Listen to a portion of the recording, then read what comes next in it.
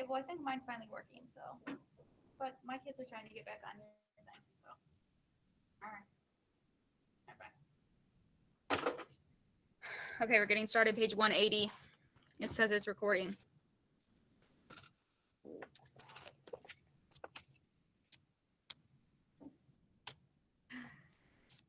I was worried they might have already left the park, so I ran to the front gate.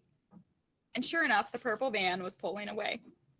I knew that family was bad news from the beginning, but I never thought they were capable of theft.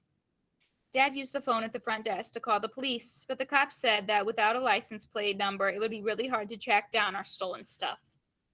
If there was any good news about our situation, it was that the key to the van wasn't in the locker because it was back at the mechanic's. So we walked to the auto repair shop where the mechanic was getting ready to put in the new radiator. He told Dad it was going to cost them $300, but Dad told him he couldn't pay because his wallet had just gotten stolen. Dad told the mechanic he'd mail him a check and the second we got home, but the guy said he couldn't take an IOU.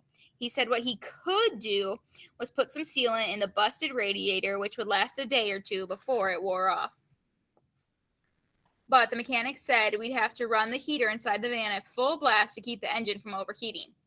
He said it might sound crazy, but it actually works.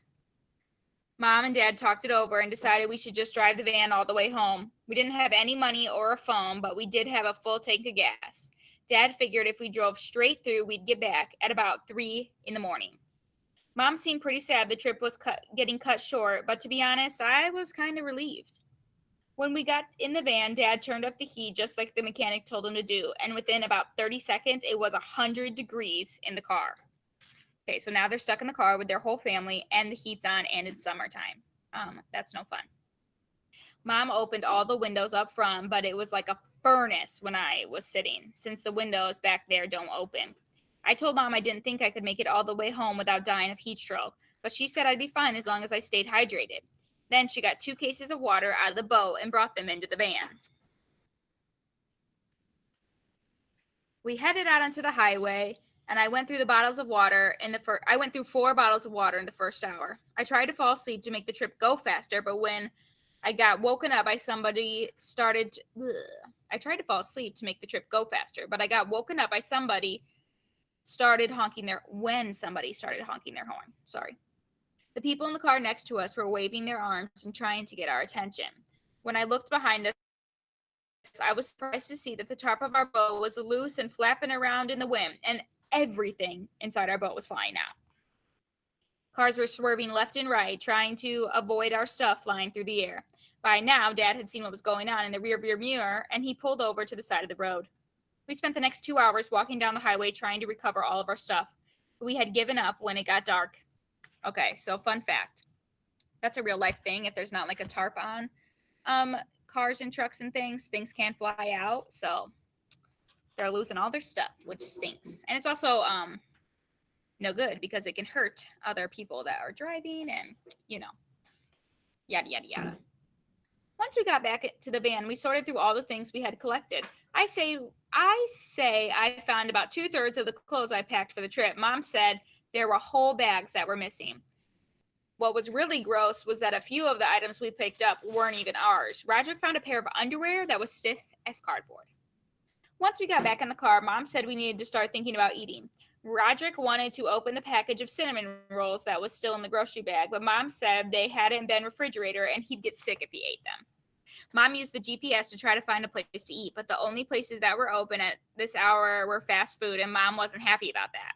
We ended up pulling over at a rest stop along the highway that had a fried chicken place. Since we didn't have any cash or credit cards, we had to scrounge around the floor of the car for loose change. We came up with $3.15, which I was pretty sure wasn't even enough to get a drumstick and a thigh.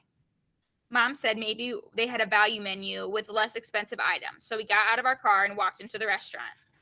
Just going to let you know, feeding a family of 5 with $3 is not going to be very beneficial. But when we got to the entrance, the doors were locked. We could see workers inside, but apparently at that hour, the only thing open was the drive-thru. We got back in the car and tried to enter the drive-thru lane with the boat, but it was too tight of a squeeze, so we had to repark and go through on foot. We stood next to the menu and waited for someone to take our waited for someone to come on the speaker and take our order, but no one did. Dad said there must be some kind of sensor that could detect the weight of a car, so we did our best to trigger it. Eventually, somebody noticed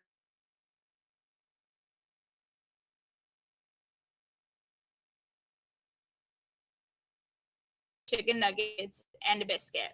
So we got that, plus a handful of barbecue sauce packets. Then we went back to the van and split the food 5 ways. We drove for half an hour or so, but by now it was pretty obvious we weren't going to make it all the way home in one shot, so we were going to have to find a place to sleep. We didn't have any money for a hotel, so Mom tried to find a campsite nearby. The closest one was 10 miles in the opposite direction, though. Dad said we were just going to have to take the next exit, find a place where we could park, and sleep in the car. I was open to just about anything as long as we could turn the heater off when we stopped. But as soon as we took an exit, it was clear we'd made a mistake. First off, I feel like this whole trip was a big mistake. First of all, the road wasn't paved. There weren't any gas stations or stores or even any houses. There was just trees on either side of the road and no street lights. So basically, they're in the middle of nowhere. We drove for a long time, but the road was narrow and there wasn't a good place to pull over. I think everyone was getting pretty spooked, and eventually Mom and Dad said we should just get back on the highway. But Dad kept saying he was positive that at any moment there was going to be a good place to stop.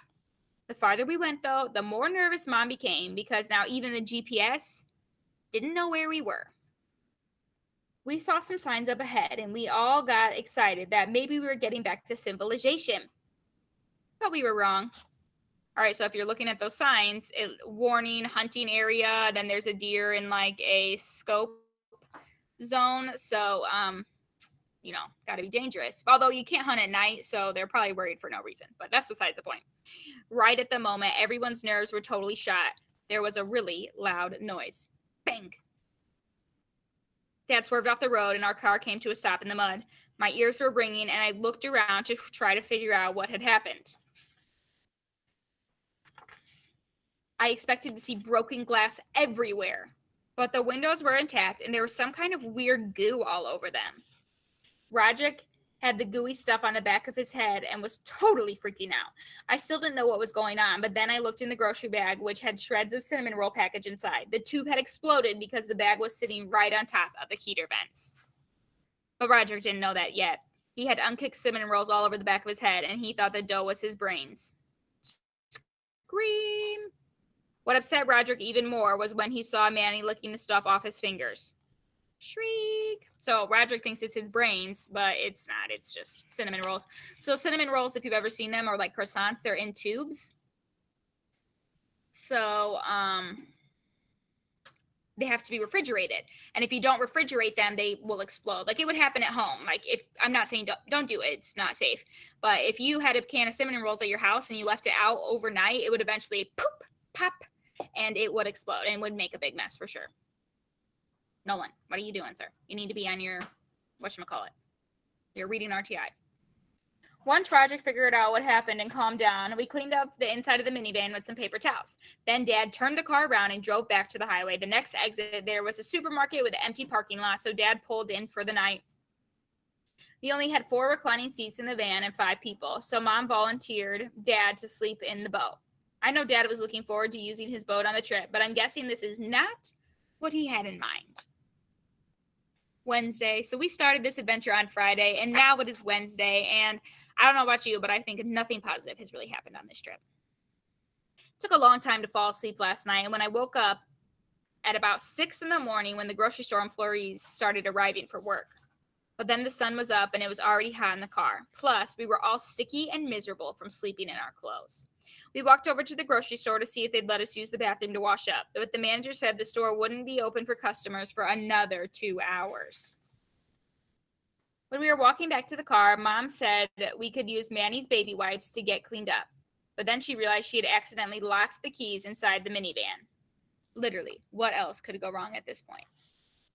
There was hope, though. The sunroof was still open, so Dad tried to fish the keys out of the cup holder. After a lot of trying, we still couldn't get the right angle. It looked like we were out of options at this point, but Mom suggested maybe Manny could get the keys out. So Dad lowered Manny through the sunroof by his leash. Once Manny was in the van, we took his sweet time. First, he went into the back seat and ate 2 barbecue sauce packets that we had left. Then he dug through my duffel bag and found a pack of Oreos I had been saving just in case. Manny finally made his way up to the front of the car and got the keys, but instead of opening the door to let us in, he started the engine. Then he fiddled with the knobs on the stereo until he found a radio station that he liked. The itsy bitsy spider climbed up the water spout. Mom and Dad were pounding on the windows trying to get Manny to open the door. But then Manny put the car in drive. Okay, if you put a car in drive, that means it can move. I think until then, everyone had forgotten that Manny had been trying to run away, because we would have never made the mistake of letting him in the van all by himself if we had remembered. Luckily, Manny wasn't tall enough to reach the gas pedal, because if he could, he would have been long gone. Smash. I think Manny knew his escape plan was foiled, at least for now. Mom finally convinced him to unlock the doors and let us in. Once we got going again, I started seeing some familiar sights out the windows, because we were basically retracing our path back home. We were coming up on a town that we had spent the first night of in the road trip, and when we passed by the motel we stayed in, I saw the craziest thing. There was a purple van in the parking lot. Dun, dun, dun, dun. Remember, the purple van was where the lovely Beardos were at. Dun, dun. I told Dad, and he pulled over. We took a closer look at the van, and sure enough, it was one that belonged to the Beardos. That meant they were staying at this motel and were probably using Mom and Dad's credit cards to pay for it. We parked our car at the side of the building. Dad said we were going to call the cops, so he got out to use the phone at the front desk. But 30 seconds later, Dad came running back to the car. He said the Beardos were leaving their room to go down to the pool, and it looked like their door was left open. Mom said we should stick to the plan with calling the police, but Dad said that before we did, we should do a little investigating of our own. So we all got out and followed Dad to the Beardos' room. Just like he said, the door was cracked open. Dad nudged it a little wider, and we peeked inside to see if anything of ours was sitting in plain view. But we couldn't see any of our stuff from where we were standing. Mom seemed pretty uneasy about what we were doing, but then Dad pushed the door open all the way open, and there was no turning back. We couldn't find anything of ours, so if the Beardos did have any of our stuff, they probably carried it to the pool with them. But as long as we had the run of their room, we decided to take full advantage of it. I figured it was okay since we were the ones paying for it. I think Mom felt like we were setting a bad example for Manny, so she took him out to the car. The rest of us weren't finished. Me and Roderick took our turns in the bathroom while Dad stood watch at the door. Then he went in and told us to be on the lookouts for him. We had pushed our luck, though. The second Dad shut the door in the bathroom, I saw the Beardos coming our way. Now, I love my dad and all, but I'm too young to die, so I bolted, and Roderick was left behind. I wasn't there to see it, but I'm guessing it was pretty awkward when Mr. Beardo opened his bathroom door. Me and Roderick got in the van and locked the doors. I'm pretty convinced Dad wasn't going to make it out of the room alive, and we were just going to have to go live without him. Okay, so they're just leaving their dad in the dust. So that's not very nice. But Mom pulled the car around to the front of the motel, and when she did, Dad burst out of the Beardos' room. Somehow, Dad had gotten the idea to grab their car keys on his way out. Okay, so first off, I don't think even if someone did steal something from you, that doesn't mean you should go through all their stuff and do it right back to them. Obviously, not the most safest thing. Dun, dun, dun, dun. Or not the right thing to do. You know, we want to treat people right and do the right thing. And just because someone does something bad to you doesn't mean you do it right back. Before he got in our car, he chucked the keys into some bushes, which brought us some time. I think we must have gotten 2 miles down the road before Dad even bothered to pull his pants back up.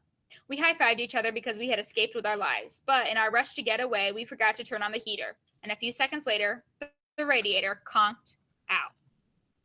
Mom had to cut across 2 lanes of traffic to get the van into the breakdown lane. But in the spot where we pulled over, there was a broken bottle, and we rolled right over it.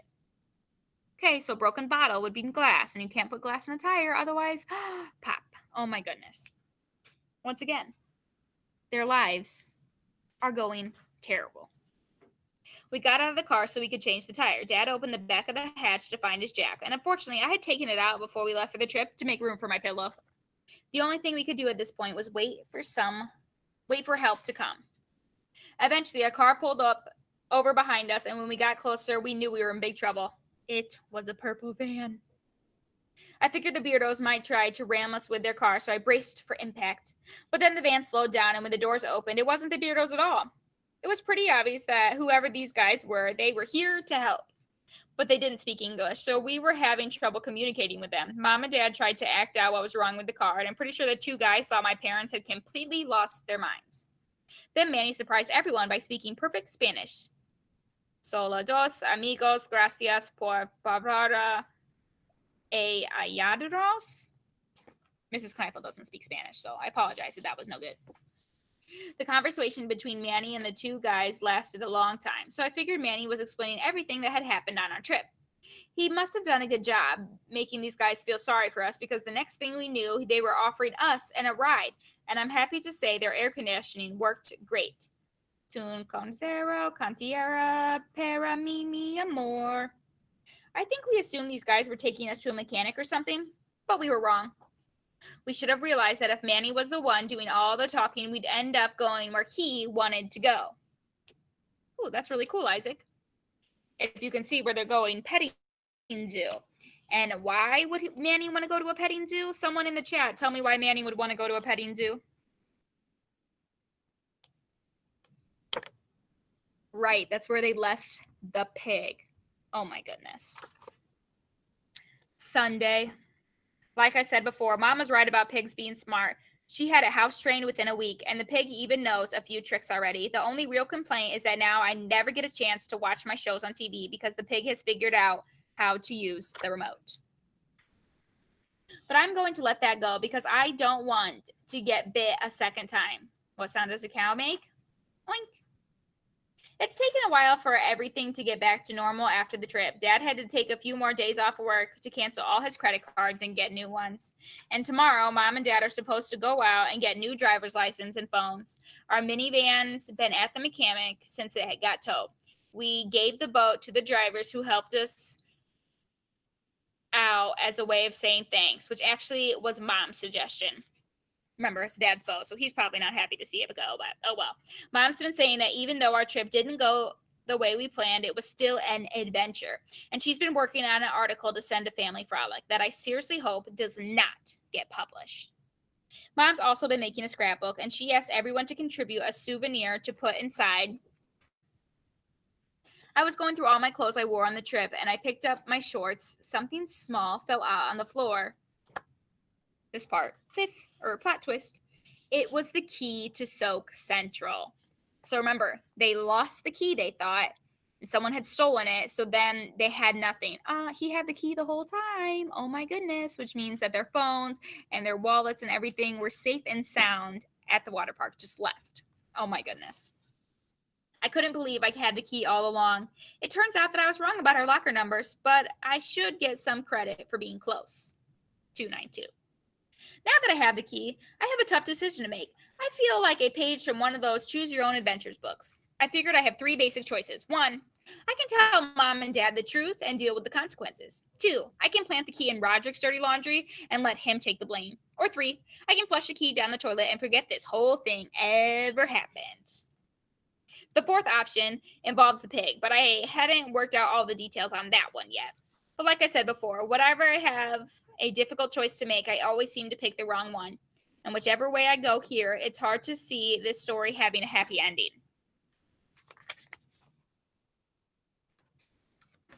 The end. So right now I want you all to tell me which choice would you choose. Would you choose telling Mom? Would you plan it on Roderick? Or would you flush it down the toilet? Tell me 1, 2, or 3 in the chat. Miss Molly, you don't have. What would you do? 2.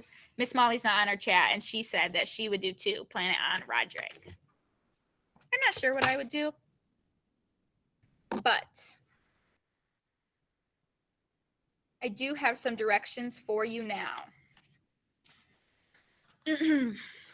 So, I think it's funny that we all have different things that we would do.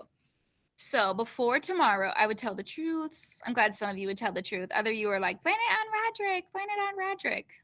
It is important to tell the truth, Angelina, for sure. Okay. Because if he told the truth, then maybe their family could drive back to Soak Central and maybe get their stuff out of the locker, you know? So that would be helpful, maybe. But are we out of time? Oh my goodness, we're out of time. Okay, so I'm going to end this in 1 second. Don't get off yet. Before tomorrow, I want you to take the AR test on this book, okay?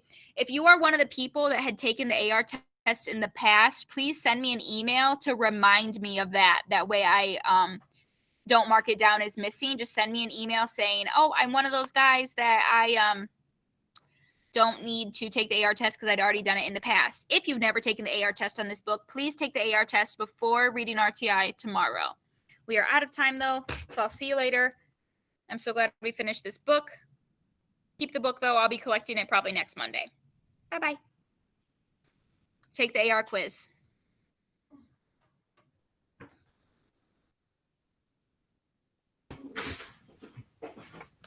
Oh, my friends here, we're starting math RTI. So whatever math RTI, we need to hop on those. Bye, Miss Knife. Have a good day.